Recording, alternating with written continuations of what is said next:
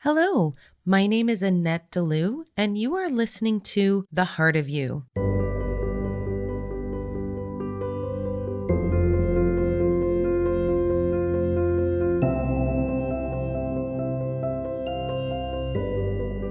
If you don't mind, take a quick second and give a little review to all of the podcasts you listen to that you love.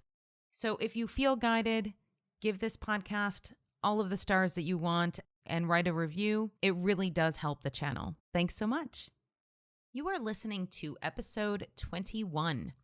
In today's episode, we are going to be discussing what Lightworkers are, what it means to actually ascend, and what is this terminology about New Earth? So let's just dive right in. Let's start with the term Lightworker. What does it mean to be a Lightworker? Essentially, all that it means is that you are actually here on Earth for a particular purpose in order to raise the vibration and the energy of the collective whole. So in other words, your job on this planet in this lifetime is to do something. And I will get to the various different ways in which Lightworkers do help the rest of the planet ascend.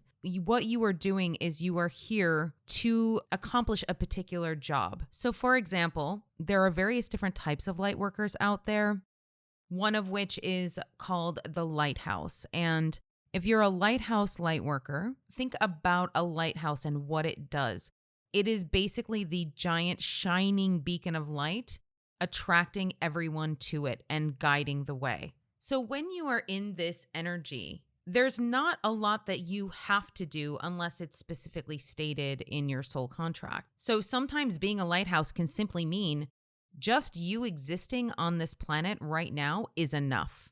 And you interacting with people and bringing your light to everyone that you encounter is enough. Another type of Lightworker would be your spiritual teachers. That one is pretty obvious. It's anyone who is sort of on the leading edge of all of the energies. So they're the ones that pick up any of the energies that are coming at us.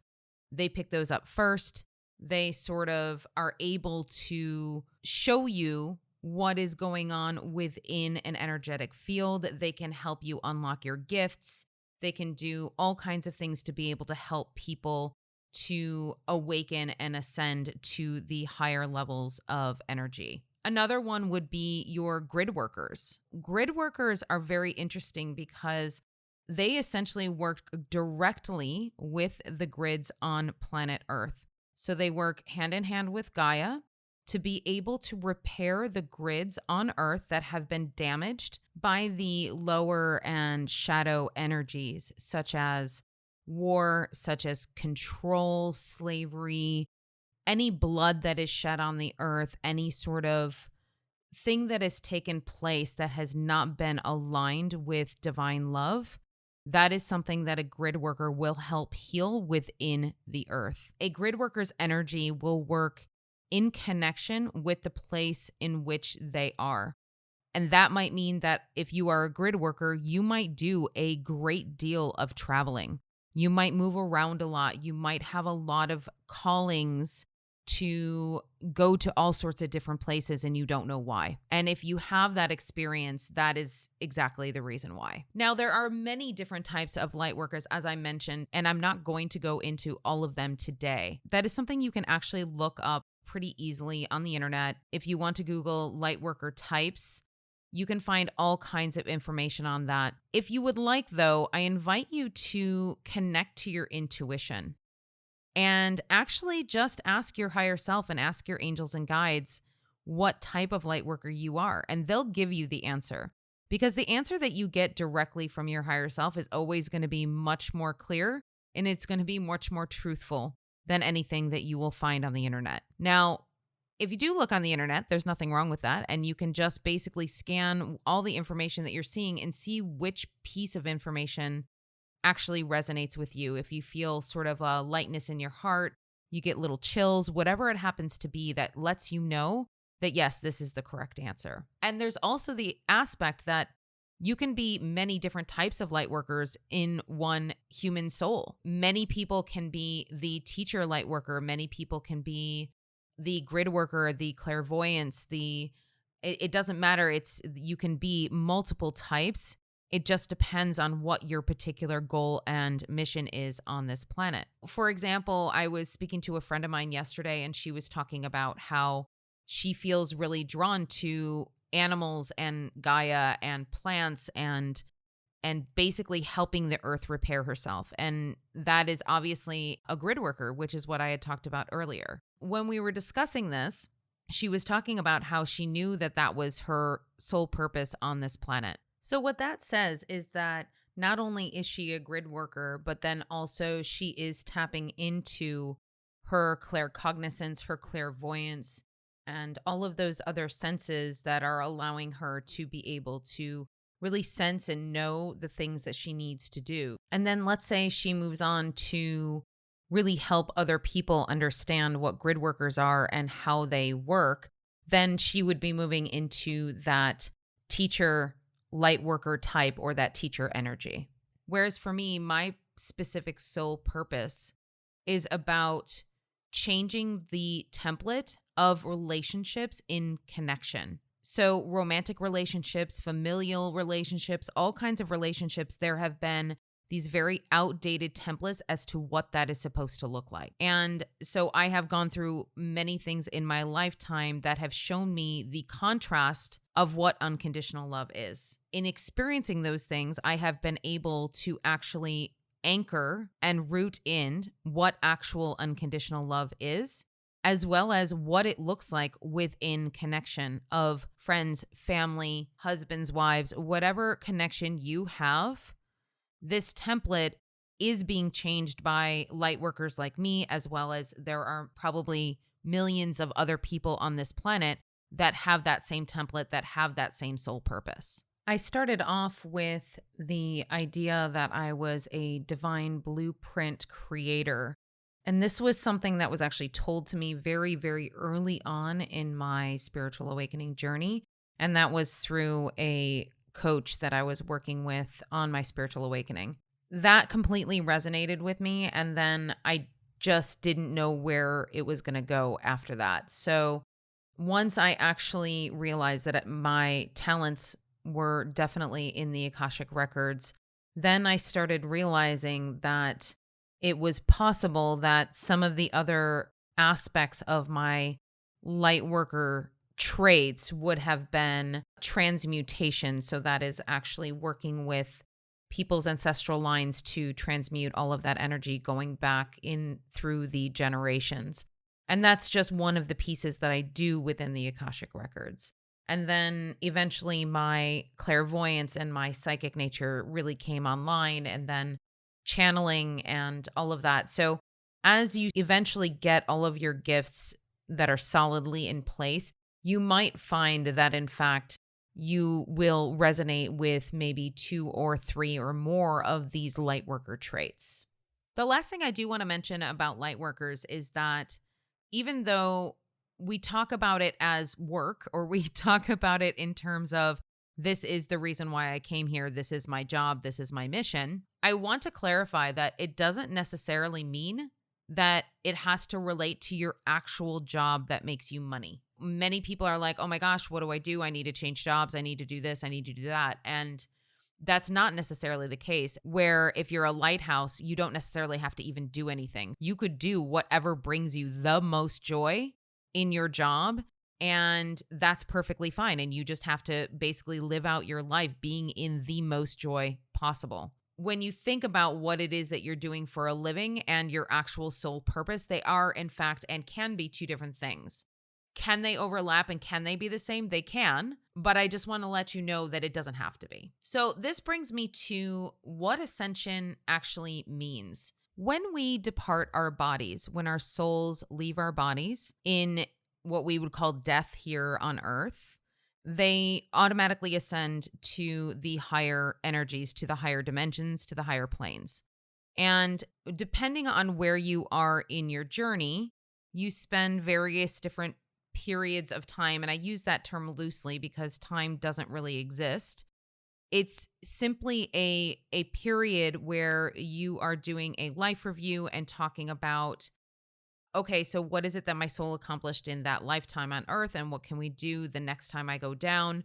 And that's exactly what it means. You're ascending from, let's say, if you want to use a number scale, you're going from a 1 all the way up to, let's say, a 35 in that sort of higher energy. And let's say 35 is divine source, pure energy. Like, you can't get any higher than that. So we start off here on earth at probably a 1 or a 2 or a 3.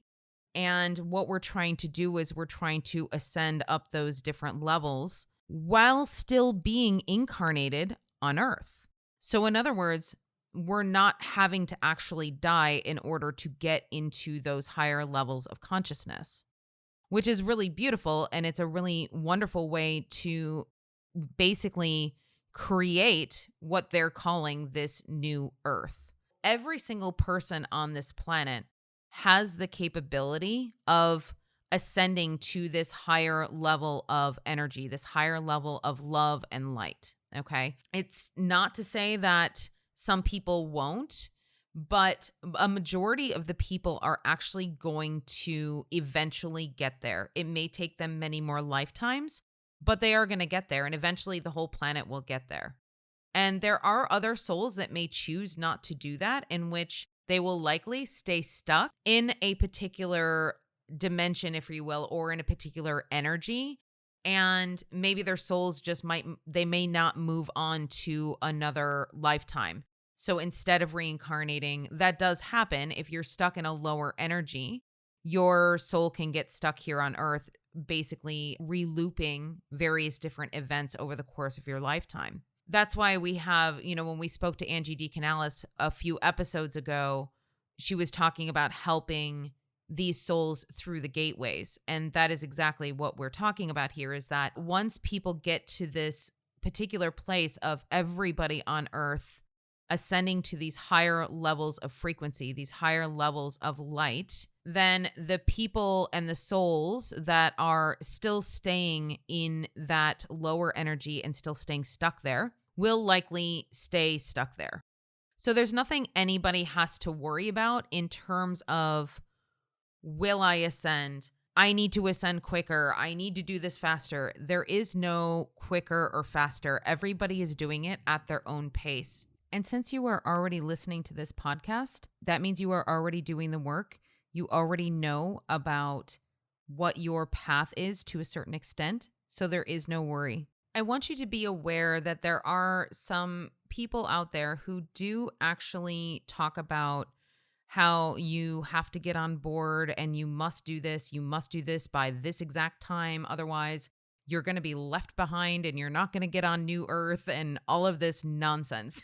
So I just want to make you understand that if anybody's peddling that kind of fear, just stop listening altogether. Just stop listening immediately, because it's not about the timing of when you quote unquote get on board. It is a process, and it is a constant process. The process of spiritual awakening, the process of ascension, is a constant one. There's no like, oh, hey, guess what? We've reached it. We've reached our final level and we are done with our spiritual awakening. Because if we did that, we would basically be source divine energy in our human bodies. And that isn't even possible at this moment, because our human bodies would not be able to handle that type of energy. Now, is that to say that it could happen in the future? Yeah, absolutely it could. But it's going to take a long time for our human bodies to physiologically adapt and be able to hold that type of energy. It's sort of the difference between now in our human bodies being able to touch a star, right? So the sun is a star. If you went to the sun and tried to touch it, you'd burn up. And if you are able to ascend to a particular light quotient in a human body, would you be able to possibly touch a star and not burn up? Maybe. I mean, maybe that might happen in, a billion years. I'm not sure. But all I know right now is that the ascension process is essentially an ongoing process. I would like to put your mind at ease to know that just because you haven't reached a certain level, or if you feel like you're still working on certain blocks or certain healing, that it is okay. You need to take your time. You need to do it in the time that you need to do it. Basically, Earth is already in that process of increasing the light quotient, increasing the unconditional love, increasing that divine source energy. And one of the things that you're seeing right now in the world is that as that light quotient increases, all of the things that do not belong in that energy are going to start to fall away, which is why things in the world are starting to look very topsy-turvy, because essentially it's that old, darker shadow energy that is still fighting to stay alive, even though it knows that it's starting to die out. Because as more people do start ascending, the less room there is going to be for things like fear. So if you can imagine taking your ascension, your spiritual awakening template, and what you have gone through, which is integrating shadows and going through dark nights of the soul and making room for more love in your life, the planet, the earth, everybody on it is going through that same process on a large scale as well as a small scale. So every single country will go through that process. Every bit of earth, every person, every animal, everything on the planet will go through this at some point. Think about it in terms of how you've lived your lives up until this point. It has been in an effort to be able to learn from each other, from all of the experiences that you have here on earth. And when it comes down to the process of ascension, you have to look back to the past. You have to look at your Akashic records to see where you've been, and then you will be able to see where you are going. In that respect, everybody has their own journey. Everybody has their own time frame on earth in which case they are going to be ascending. It is not to compare yourself to another. It is not to make yourself better than another. It is not to make yourself feel superior than another, as those are all egoic thoughts and egoic emotions that you have in your mind space. When it comes to being able to ascend and be on your path, you will face these shadows. You will face these shadows of ego, and you will experience the ego death. The ego death is part of what a lot of people call the dark night of the soul. You may have many in a lifetime. You may have had an entire lifetime that was a dark night of the soul. But essentially what that means is that you are diving down deep into those shadows of what you fear. You are diving down into those shadows of hatred. You are diving into all of that to be able to recognize it, to integrate it, and understand that your shadow also needs to be loved. The shadow within all of us needs to be loved. And that is the only way that people can ascend. It's not by denying your shadow. It's not by condemning fear. It is by embracing it and saying, okay, you know what? You've served a purpose in my life, and I appreciate it. And I see you, and I love you. And let's move forward. Let's move forward in a different direction. Let's move forward in confidence and love as opposed to fear and hatred. It is a choice. It is a choice for most people to decide whether or not they are going to have an incredible experience on this awakening path or this ascension path, however you would like to frame it. Some people are on this ascension path and they don't even know they're on it. And they're continuing to grow and they're continuing to do the work that they're meant to do here on this planet. You don't have to be aware of it in order to be doing it. Being aware of it only helps you accelerate faster. If you have other people in your life right now that you feel are quote unquote asleep or not awake yet, that doesn't mean that they're not going to wake up tomorrow. You have to understand that your impact, your individual impact as a light worker on humanity as a whole is so much more significant than you understand. Every time you touch somebody's life energetically, even in passing somebody on the street, could make all the difference in the world in that person's awakening. I want you to understand that basically when this comes to your job as a light worker, you may be on autopilot most of the time, and that is okay. If you have chosen to really put in the work and accelerate your ascension process, yes, it is a difficult one. And especially those who will have spontaneous awakenings is going to be even more difficult. Imagine those of you who have gone through your spiritual awakening or who are now going through your spiritual awakening, how sort of difficult the path has been up until now. And imagine having all of that done within a couple of months or 6 months. I've discussed many times that my spiritual awakening has taken place over the course of the last 10 years. So just imagine that for some people, they are going to be choosing to wake up pretty quickly, and it's going to be very jarring for their human bodies. Have compassion for everybody, no matter whether or not you feel like they're asleep or they're awake. Look at somebody with the eyes of that divine energy and understand they could be going through their awakening process right now and you don't even know it. Maybe they are deep down in their shadow energy trying to embrace and integrate that shadow energy. And maybe sometimes what that looks like is them acting in a way that you would prefer them not to act. In those particular moments, obviously you can extricate yourself from the situation if you don't want to be part of that. I just want you to know that it is also divinely guided for people to go through their shadow. When you go through all of this and you understand what it means to continue to ascend, it allows you to have absolute compassion for everyone else who is going through this process. You can extend this compassion that everybody is going through these growing pains. Some people are having an easier time of it than others. And if you are, in fact, a light worker, it is up to you to be the example. It is up to you to lead the way in this entire process. And it is up to you to also help others in their ascension process. One of my all-time favorite movies and movie franchises is actually Star Wars. I used to watch the very first Star Wars movie, which is A New Hope, basically every day when I came home from school for like a month. I connected so much to the story and to everything about it. And if you really look at the entire storyline, it is the hero's journey. It is the process of awakening. I joke with a friend of mine occasionally about the metachlorian count. That could also be used as like a metaphor for our light quotient and how we are ascending. I don't know about you, but I kind of want to be Yoda. Who do you want to be?